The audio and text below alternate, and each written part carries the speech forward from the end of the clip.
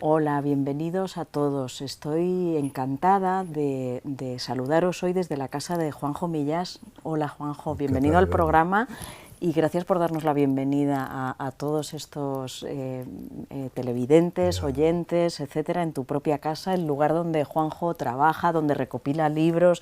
Ya los veis, supongo, como yo, todos amontonados y ya nos gustaría ponernos a buscar alguno.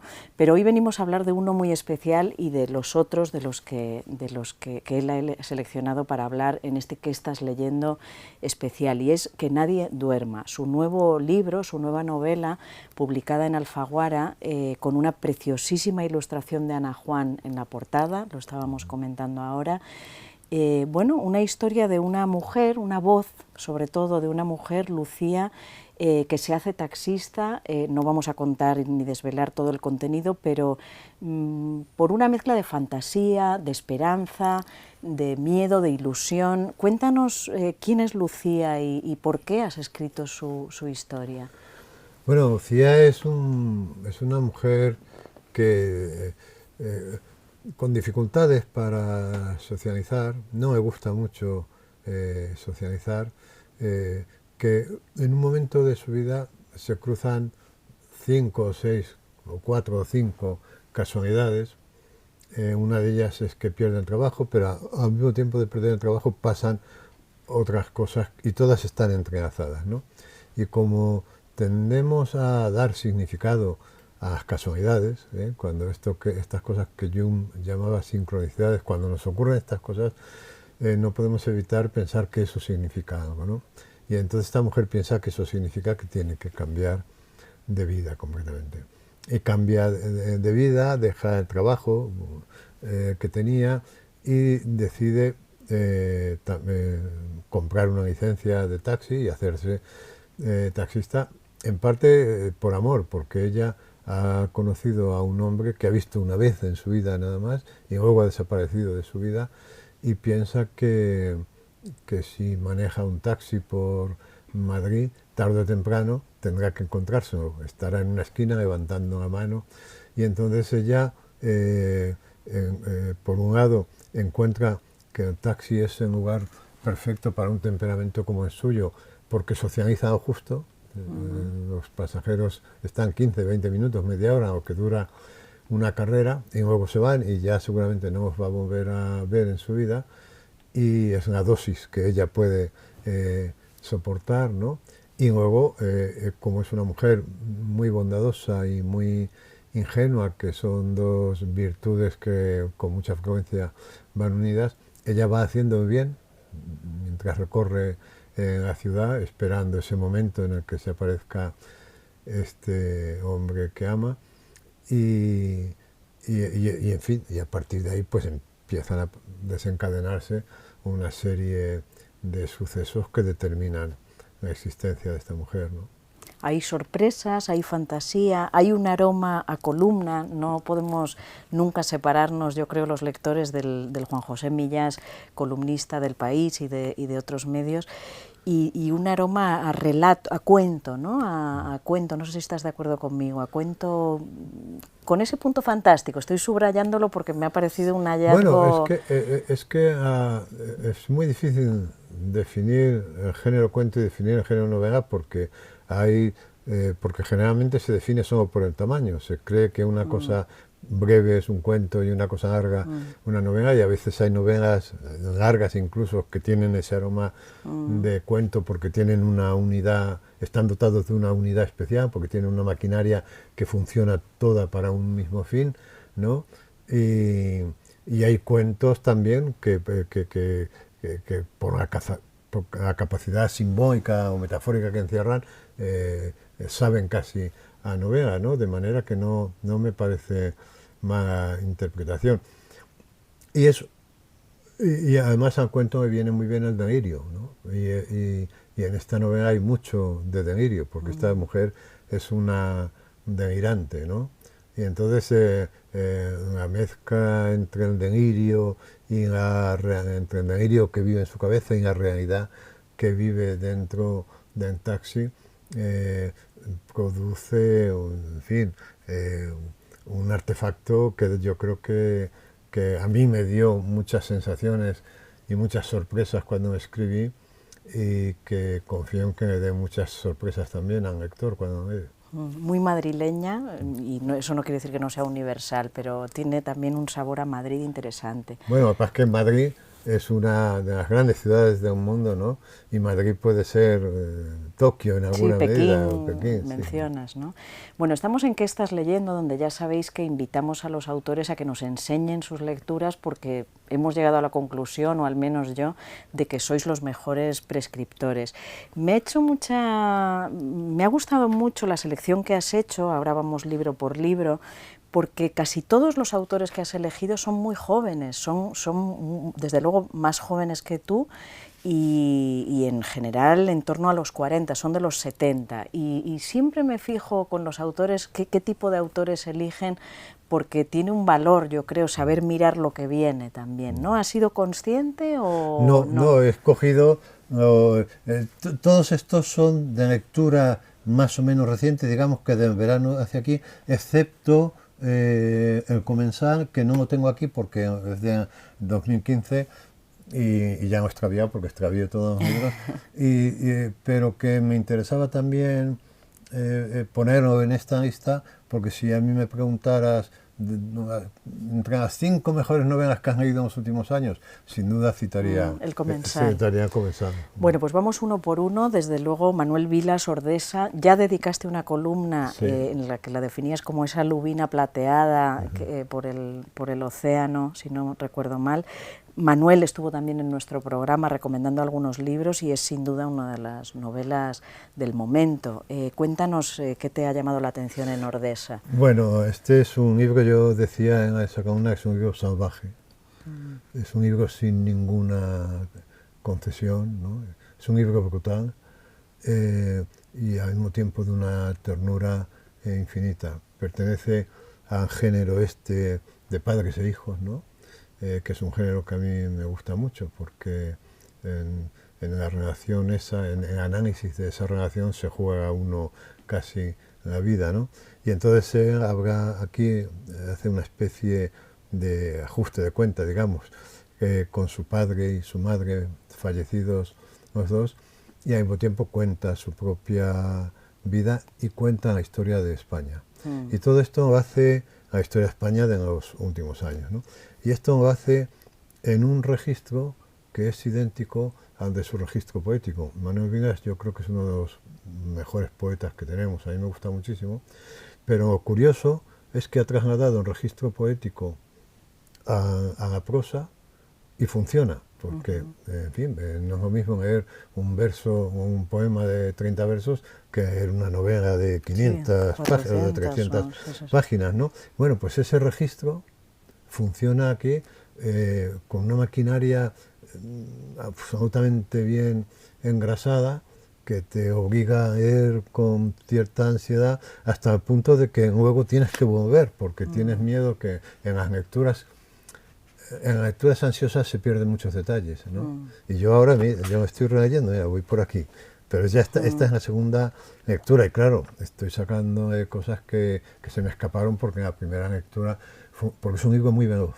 al mismo tiempo de ser muy salvaje, es muy veloz. Yo creo que es uno de los grandes libros de esta temporada.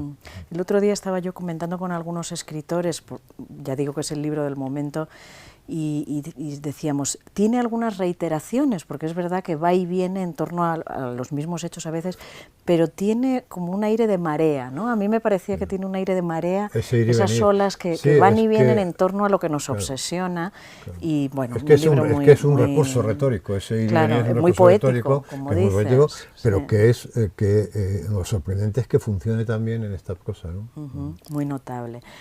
Bueno, de ahí saltamos a Yuval Noah Harari, un profesor israelí, Sapiens. Él ha escrito 2 libros que han zarandeado un poquito las nociones del hombre y la historia. Cuéntanos tú por qué te ha llamado la atención. Pues Sapiens. mira, este libro lo leí, empecé a leerlo sobre todo porque yo estoy leyendo muchas cosas sobre prehistoria y me interesaba mucho.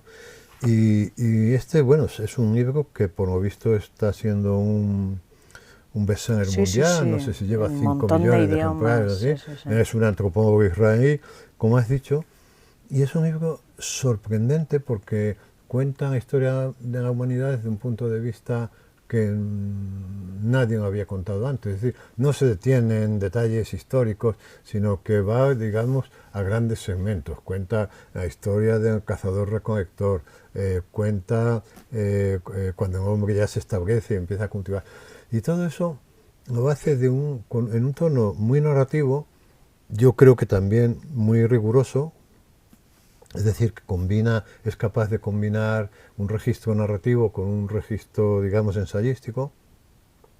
Y es asombroso lo bien que explica, por ejemplo, la aparición de la imaginación, o sea, lo que significa la aparición de las realidades imaginadas. Porque claro, el ser humano durante mucho tiempo, el homínido durante mucho tiempo vivía en tribus de 30, 35, 50 personas, más no podían vivir porque aparecía el caos, ¿no?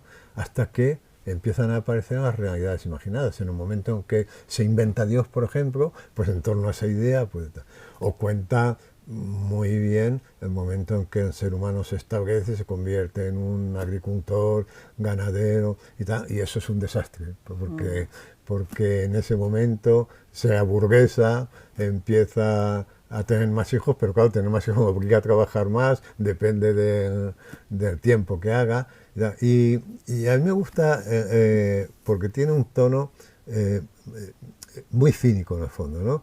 Porque él te dice, por ejemplo, bueno, pues la invención de la agricultura fue fantástica y te cuenta por qué fue fantástica, pero 2 páginas más allá fue un desastre, ¿verdad? Y ese mismo método lo emplea en el segundo libro que he leído también, que es un libro sobre el futuro, que tiene una cantidad de información tremenda sobre la inteligencia artificial, es muy interesante.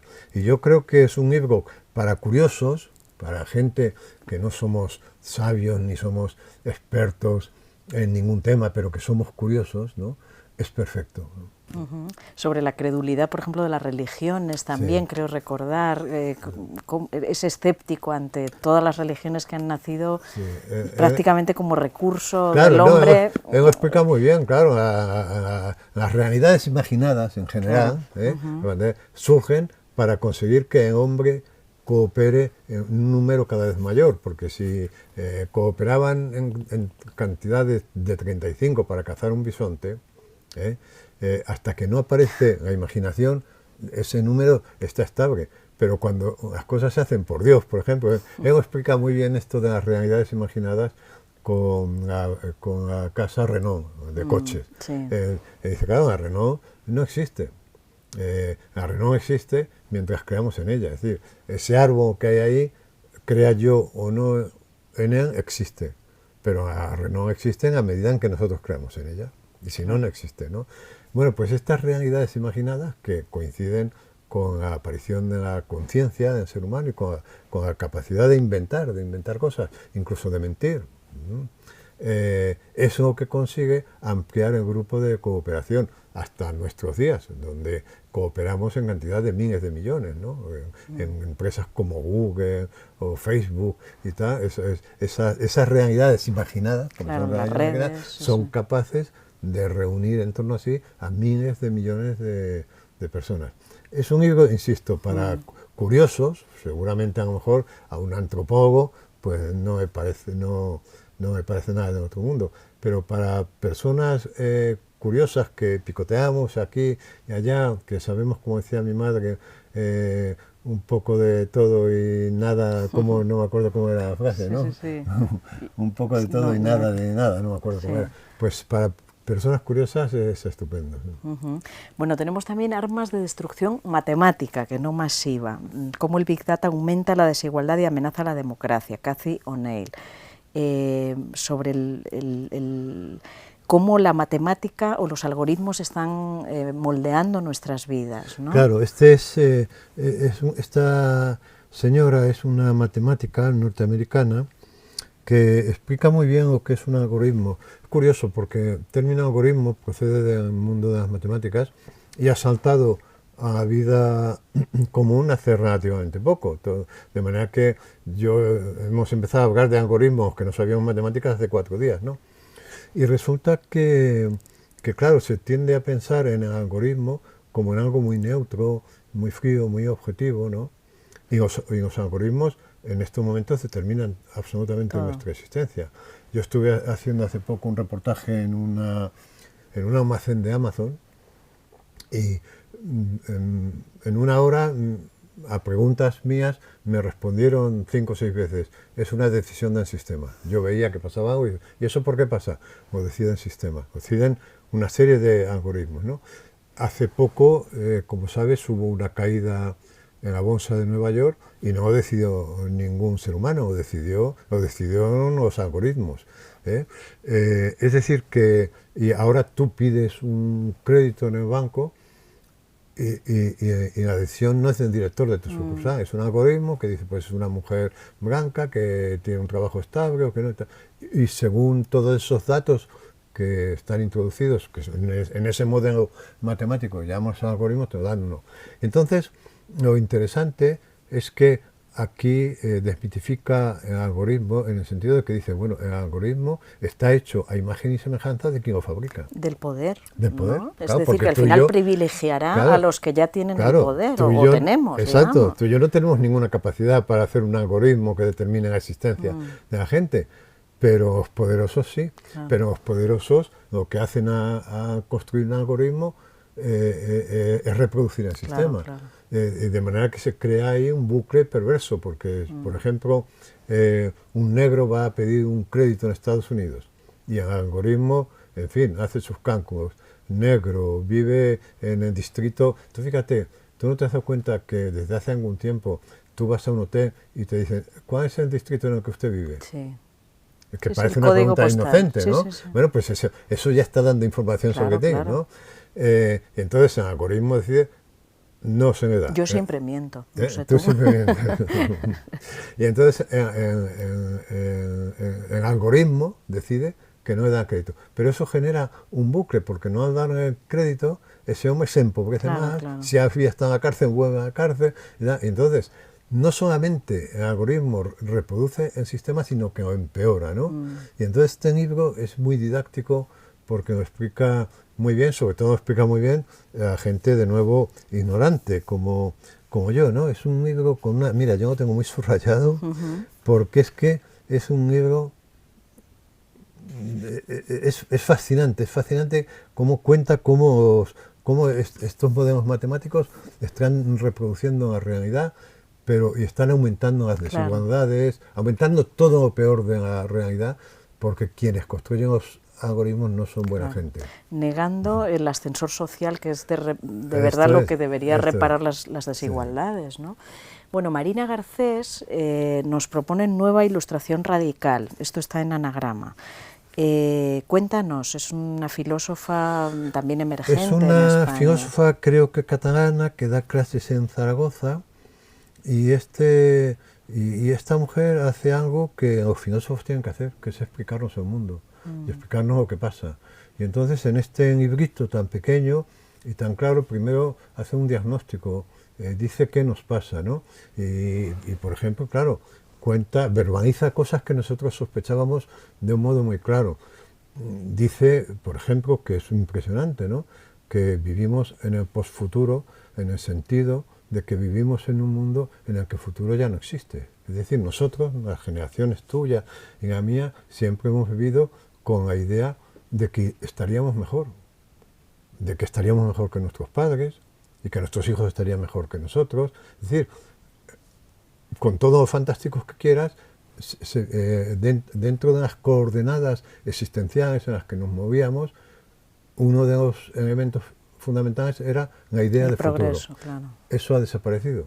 Pero no solamente ha desaparecido el futuro, por ejemplo, en el plano laboral, ahora, en fin, todos sabemos que ninguna persona joven tiene perspectiva ninguna de encontrar un trabajo estable, un trabajo que me permita decir, pues me voy a comprar una casa, voy a tener hijos.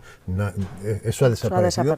Pero a eso se le añade un momento histórico en el que tenemos la impresión de que los combustibles se agotan, los combustibles tradicionales se agotan, de que el cambio climático va a acabar con el mundo. Es decir, vivimos en una especie de apocalipsis no verbalizada, o sea, sin ser conscientes de esto. Claro, esto influye mucho en la psicología. Entonces ella hace ese diagnóstico y luego habla también un poco, ella no lo dice así, pero yo creo que se refiere a estas diferencias que establecía Steiner cuando hablaba de la sociedad del conocimiento y la sociedad de la información, y decía que la sociedad de la información necesariamente no es la sociedad del conocimiento. Es decir, somos analfabetos, ilustrados, porque tenemos muchos datos, pero claro, como esos datos no están al servicio del sentido, pues es como si fuéramos analfabetos. Y habla también muy bien de la cultura como posibilidad de salvación, ¿no?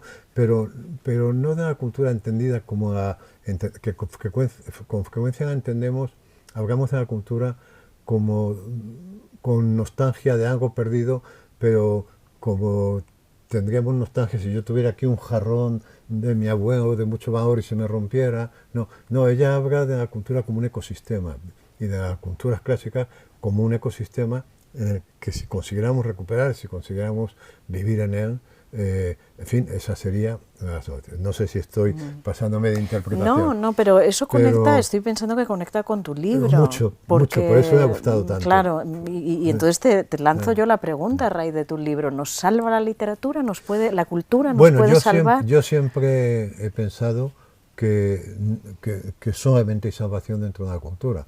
Y yo esto lo pensé de joven cuando descubrí. Yo no sé qué habría sido de mí si yo no me hubiera convertido en un lector, por ejemplo, ¿no? En fin, pero no sería. Yo pienso que ahora es verdad que no se puede hablar de la cultura como de un adorno. No, las humanidades también porque adornan. No. Hay que hablar de la cultura, que es lo que yo creo que dice Marina Garcés, como un ecosistema en el que deberíamos instalarnos, recuperar las humanidades, pero ya digo, no como un adorno, sino como un ecosistema en el que instalarse, ¿no? Yo creo que, sobre todo este libro, que además tiene la brevedad de los panfletos, cumple la función que le pedimos a los filósofos, que es que nos explican la realidad, pero la realidad que estamos viviendo, ¿no? Y a mí lo tengo que releer porque he hecho una lectura también apresurada porque un libro iba tirando de mí, pero me parece un libro interesantísimo y que tiene una voluntad además de llegar a muchísima gente, ¿no? Bueno, nos quedamos con Nueva Ilustración Radical. La ciudad solitaria, Olivia Laín. Sobre la soledad en este mundo tan interconectado, ¿no? Sí, cuéntanos. Este libro salió el año pasado, es de 2017 y yo creo que es uno de los mejores libros del año pasado. Es un libro maravilloso. Olivia Laín, la autora, es una periodista inglesa que se fue a Nueva York por amor, con una historia de amor. Y cuando llegó a Nueva York, la historia se rompió. Entonces ella se quedó sola en esa gran ciudad, ¿no? Y entonces empezó a observar su soledad, empezó a observarse sola.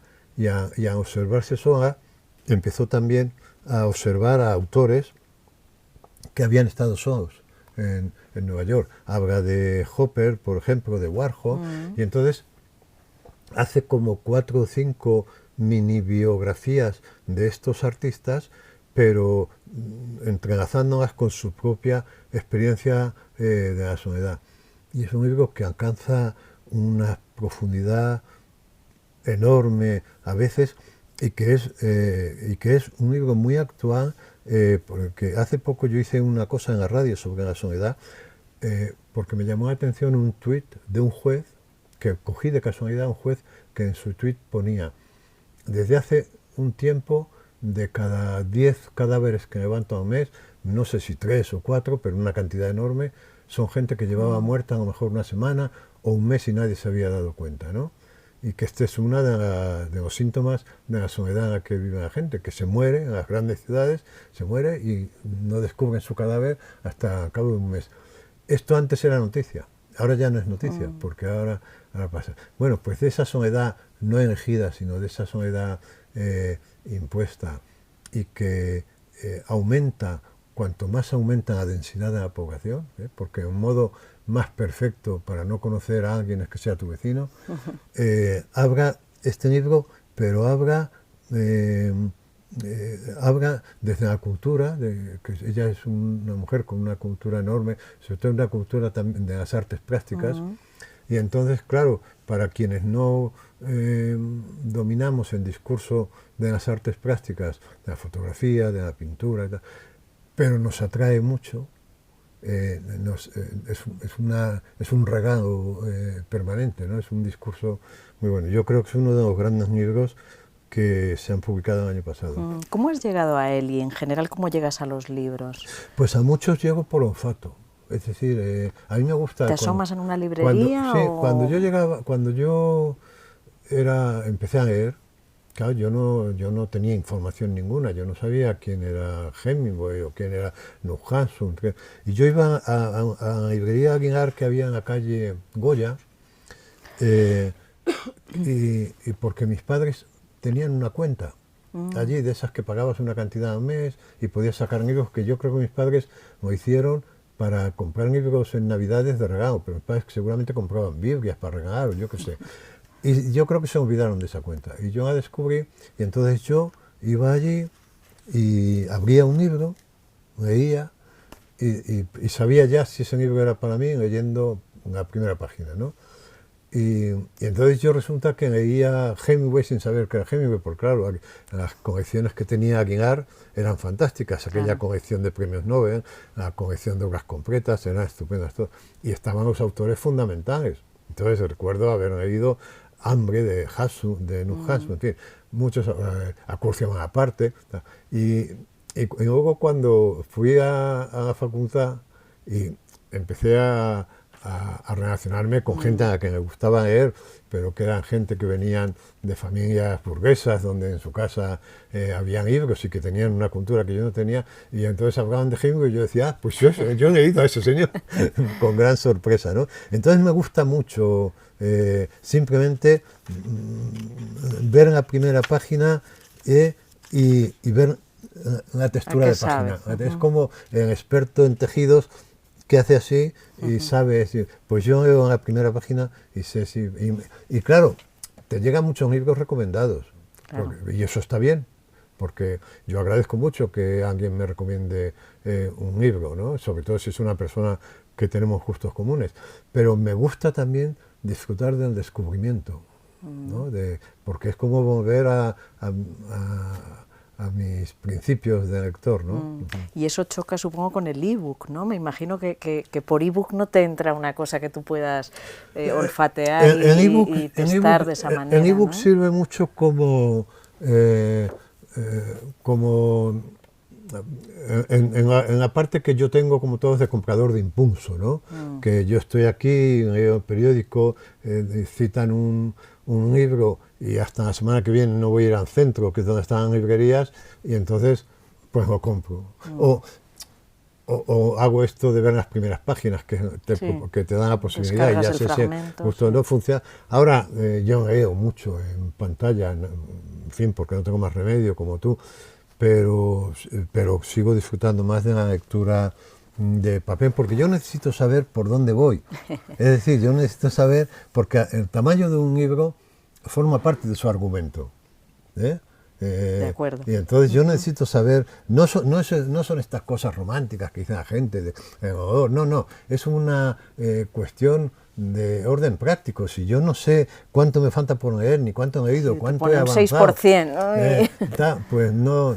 Y luego en libro además lo puedes maltratar. En libro un libro es un invento, parece mentira que tenga 5 siglos y que no haya sido superado por nada, porque en ebook no ha superado. En ebook la única ventaja que presenta respecto a un libro de papel es el peso, es decir, que tú te puedes llevar 200 libros sin que te abulten. Esa es la única ventaja, pero en todo lo demás no ha superado, ¿no? Entonces el libro a mí me gusta y lo puedes maltratar, y si te cae en el suelo no pasa nada, y si te lo llevas a la bañera y se te moja lo pones a secar.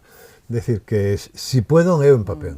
De hecho, no sé si sabes, ya que estás haciendo un trabajo sobre Amazon, dices que Amazon crea Amazon, es decir, una gran tienda de libros a través del ordenador, porque ese es el gran factor. Es un artilugio que ha durado 5 siglos y nadie lo ha superado, y es igual en todos los continentes, ¿no? En todas las culturas. Sí, sí. Por eso decidieron el libro y no lavadoras, ¿no? Por lo que me he estudiado.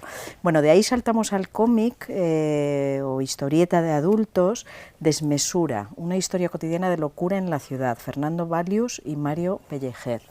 Cuéntanos. Mira, este es un libro muy interesante porque cuenta cómo surge un brote psicótico. Este autor es un escuchador de voces, escucha voces, y entonces cuenta cómo empezó. Es una historia que empieza en la adolescencia, cómo él tampoco tiene grandes apoyos emocionales alrededor, no tiene a quién contarles, no tiene... Y entonces va contando de un modo muy interesante cómo uno se vuelve loco, cómo entra la locura en su cabeza, ¿no? Y lo cuenta con una enorme sencillez, con una enorme sinceridad, con mucha ternura, y está además, yo creo que muy acertadamente ilustrado, ¿no? Y entonces es una aventura existencial en la que te vas metiendo, y como todos tenemos algo de locos, ¿no? Pues inevitablemente te identificas con él, con esa soledad que siente, con ese extrañamiento respecto a la realidad. Todos tenemos un cierto grado de extrañamiento respecto a la realidad, y cuenta, en fin, cómo ha ido superando. Pues yo, por lo que yo sé, esta persona lleva una vida normal, está estable, y en cierto modo le ha salvado las redes emocionales, ¿no? Porque es muy importante, como cuenta, que viene a decir más o menos que si hay una red emocional, sales, ¿no? Y naturalmente habla también de las medicinas, de los beneficios de la medicina, de los efectos secundarios, y es una lectura de enorme hondura, ¿no? Y es muy conmovedora, ¿no? Yo no soy muy aficionado a esto que ahora se llama... El cómic, la historieta. No sé, ahora tiene otro nombre, ¿no? Que no me viene. El cómic tiene novela ilustrada. Historieta, sí, ¿no? Pero este libro... Novela gráfica, novela gráfica. Pero este libro me ha impresionado mucho, pero me ha impresionado de releerlo, porque leer, cuando un libro es bueno, implica releer, ¿no? Yo suelo decir que cuando un libro te interesa mucho, te ocurre como cuando vas a una casa. A mí me gusta mucho ver casas, ¿no? Y tengo mucha curiosidad cuando voy a una casa, pero cuando voy a una casa, después cuando la reproduzco en mi cabeza, cuando estoy en mi casa, digo, pero ahí había una puerta, y esa puerta o debajo de un hueco de la escalera había algo, y entonces me gusta volver para ver los detalles que se me pasaron en la primera por la ansiedad de ver, digamos, las grandes líneas, ¿no? Pues esto pasa con los libros que te gustan mucho, ¿no? Que te provocan leer de manera ansiosa y no descender al detalle, ¿no? Yo lo tengo aquí preparado para relectura, porque lo leí hace 15 días o así y me impresionó mucho. Bueno, pues eso es lo que estaremos deseando hacer, una vez que Juanjo Millás nos ha abierto la puerta de su casa, volver para espiarte, a ver qué estás leyendo y qué estás releyendo. Bueno, me queda pedirte que nos firmes el libro, que me firmes el libro, que es un honor, y darte las gracias por haber venido a nuestro programa. No, muchas gracias a vosotros, por favor.